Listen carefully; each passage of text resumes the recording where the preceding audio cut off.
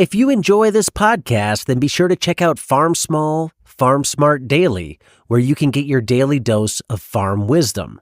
Tune in every day to learn the latest tips, tricks, and stories from the world of farming. Whether you're a seasoned farmer or just getting started, our podcast has something for everyone. Join us as we explore topics like farm business, crop planning, soil management, and tools and technology. Start your day off right with Farm Small, Farm Smart Daily, available on all major podcast platforms. Don't miss out. Subscribe today. When you look at putting a bed to sleep for whatever reason, hey, life comes up, like you said, kids or something, traveling, you got to step away. Maybe it's market driven. We're not as busy. Maybe it's you were just too aggressive. Hey, we added all these field blocks. We're not ready for them yet. There's numerous tools you can use. You can use biological tools to, quote, put them to sleep, cover crops, which there's, all the USNRCS benefits, living root in the soil, continuous cover, all those are the primary benefits there. You could also tarp them, where you just pull a piece of plastic over, you provide that manual cover using a man-made.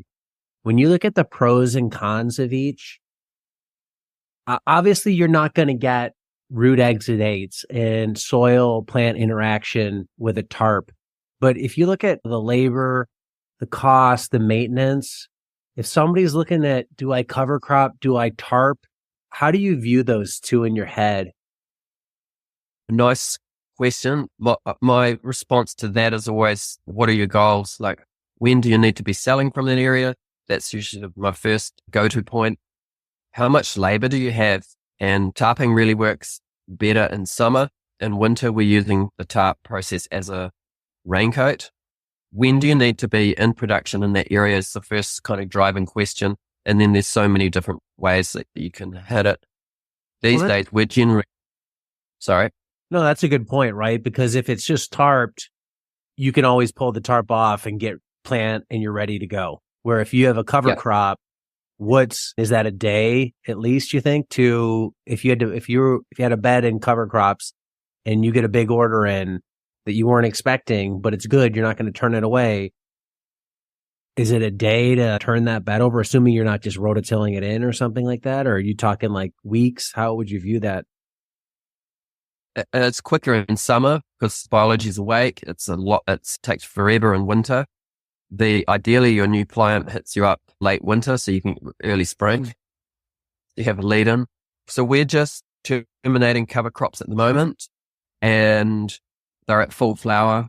These crops are buckwheat, and I've got it's basically a blade. It's got 3 sharp sides on my line trimmer weed eater, and it's basically a petrol powered scythe, and I can cut down the cover crop at the ground level just in seconds, push it all to the side in a windrow, and we're just collecting that for the compost. And that's the way John Jevons has always approached things. Put your biomass in the compost. That leaves obviously all the root systems in, which are down deep, but the struggle for flipping the bed to get those veggies in for your new order that's come in is, if the crops that you need to be direct seeding, very difficult to run the seeder through it. So we've just terminated some buckwheat, just smashed it off at ground level. It's gone into the compost and we're getting some pretty nice yields off it. And we're wanting to get another quick cover crop in. So I've just used the tilther with the big Makita drill on the number 2 on the drill. So it's like a full power setting, and we're running over the surface of the root crown. And then using a single jang, which has a bigger furrow, you can push it harder, and we're going in 7 rows of daikon. So we just flipped beds yesterday. Basically, as soon as the daikon's out, the buckwheat's out, we're smashing in daikon, another quick cover crop. I guess in terms of termination too, it also depends on the stage of plants when you're terminating it. The stems have just hardened at the base of the buckwheat, which means there's a lot more root crown at the surface. So you can flip a bed quick and push the jang in to get another cover crop in. but there's no way the 5-row jang or the 6-row seed is going to drill a salad for you in those conditions. How would you feel about doing that same process where you string trim, you clear the bed manually of the top debris, you leave the root crown in, and you just hand transplanted into it? Yeah, sure. I mean, you could transplant, so let's say lettuce into that immediately. Still, the soil's still going to be bound at the surface. If your cover crop is really high density, we'll come back to our seeding rates, but we're drilling our cover crops at a very high rate. Transplant's pretty much your only way in. Okay. I know there's a disc for the jang, but really you want uninterrupted. The furrow to open and close the soil needs to be uninterrupted to be direct seeding in there for sure. So that's why we've chosen the single jang for going back to back with our cover crops. The other option is, it's been super hot, it's summer. We just remove everything at the surface, make compost and drop a tarp on it and keep going doing something else on the farm. How long would you leave it tarped in your conditions in the summer? We've just been having some nice, probably one of our hottest summers. We're sitting at 26 Celsius with high humidity, fast burn time on your skin, 3 weeks, something like that. In 3 weeks, you could then run a JP5 in to direct seed. There's enough of that. Yeah, and it's broken up. Yeah, and got a feedback loop with running the 6 or the JP5, because the JP5 will just push soil if it's too wet, too much root material, it just won't push through. Maybe you just power harrow the surface twice or tilt the surface twice, and then just do a check, like a dry run, no seed in the seeder, and see if it'll run.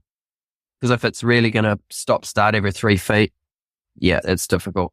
I love that tip there of just don't put seed in the seeder. Try pushing it dry, see what you get, and then there's no point in putting seed in, because if it doesn't work, now you got maybe a little part seeded and you got seed spilling or whatever. So yeah, I like that tip. Hello, growers.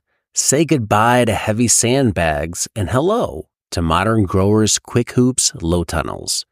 Protect your plants from pests, wind, rain, and frost without the hassle of sandbags or flimsy hoops.